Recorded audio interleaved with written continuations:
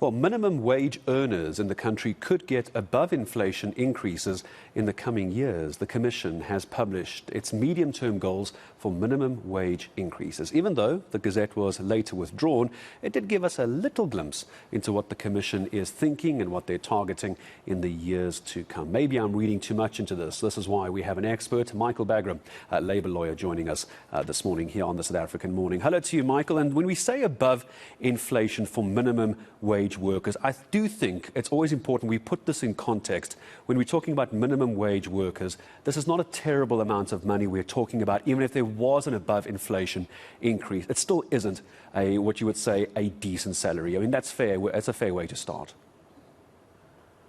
Absolutely fair. And in fact, a decent wage is what we're all aiming for, if not more. I don't blame any worker wanting a decent wage. I don't blame any worker wanting increases. It's very easy for me to speak. I earn above the minimum wage, so I don't have a problem there. But we must understand what the circumstances are. The reality in South Africa, you've just had a little snippet about what small business can afford to pay for the electricity and their water. Well, this is going to be a double whammy because small businesses are the job creators of the future. Small businesses are our only hope to get the almost 12 million South Africans who are desperate for jobs, can't find jobs, and it's getting worse every month. Now what we have is this minimum wage legislation. I've been very anti it in the first place because it's taking away from the market.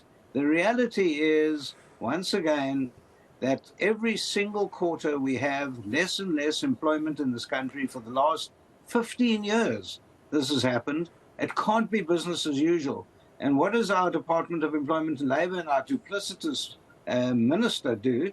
He's trying to tie the hands of the Minimum Wage Commission instead of going out there and saying, let's consult. Can this be afforded? Is it affordable? And he wants to then put out a document saying that you have to have above CPI, above inflation increases. Who's going to pay? Well, what will happen is small businesses will make two decisions. One, either be illegal and don't pay the increase, or two, we've got 10 staff, let's retrench 5 and keep 5, and then we can pay them the increase. I can understand where the union movement are coming from. They have to argue on behalf of their members, and the more they can get, the better. They're not interested in the people that can't get into the workplace in the first place. And I've been saying this now for months, but the real minimum wage in South Africa today is 0 rand per hour. The majority of people are going to be standing outside the workforce looking in, desperate, with a begging bowl. People who are capable of working, people who want to work, people who are energetic, they can't get in. And because government has now made it impossible for small businesses to create more jobs, the big businesses, they're fine. They can afford that.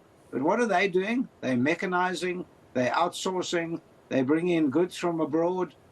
No one's creating employment in South Africa. And government has to. It's the only way we can see it. Government has to create an environment good enough for employment. In other words, the environment for the small business community must be made conducive for them to create employment. And this is exactly the opposite. What this is doing is saying you've got to pay above inflation increases. If you don't pay it, then it's illegal. And what a business answer to that is, well, then we can't employ. Yeah. It's as simple as that. I get the sense, Michael, as well, that this could be part politicking. I feel and I get the sense, and then you can tell me if you agree with me or not, we're probably a year away, maybe less than a year, maybe just over a year away from the elections. This smacks of politicking for me, especially with the ruling ANC government, obviously very, very interested and invested in labour unions. Put out the Gazette, later withdraw it, but it just drops a little breadcrumb there to say, don't think we haven't forgotten about you as the unions. But as you say, unions aren't fighting for those who are unemployed. You're absolutely correct. Already we see this tripartite alliance between the ANC, the Communist Party and the trade unions, COSATU. We see that is now shaking.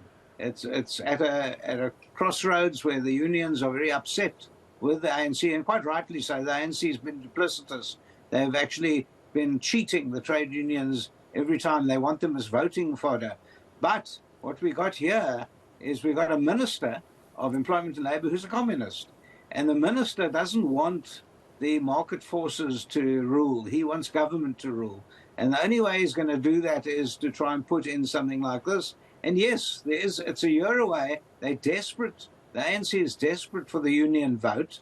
The only way they're going to do it is play it into the hands of the union. So what we have is COSATU is calling the shots. So it's like the tail wagging the dog. But the workers must understand that this is not sustainable. And as each worker gets an increase, others are forced to leave because they get retrenched. And many others, their families, are forced to stand outside with that begging bowl. And so it doesn't make any sense at all. It really doesn't. Michael, I want to ask you this as I say goodbye to you, Michael, because I just want to go back to one of your earlier points, just very briefly, if you can. You said you think the real increase, minimum wage increase, is zero. You made that point very clear. But if it does come down to a wage increase number, if not above inflation, what would be realistic, knowing how weak the rand is at the moment, knowing interest rates are probably going up again? What would be a realistic figure to you, just as I say goodbye to you? The economists are saying 3%. Government itself said 3%, and then they agreed at 7%. So it's 3% is the number that is affordable at the moment. Unfortunately, the workers are then going backwards, but at least that's affordable and sustainable. The sustainability is the real issue here in South Africa. How do we create more employment? Let's hold hands to create more employment. Yeah, and I think you've explained it very, very nicely. Michael Bagraim, thank you very much indeed for your time this morning. So, Labour lawyer joining us, all to do with this apparent above-inflation minimum wage hikes that are expected to be coming out. But it also was withdrawn, this Gazette. But Michael making a very good point. You push that up, small businesses are going to be unable to sustain that increased cost.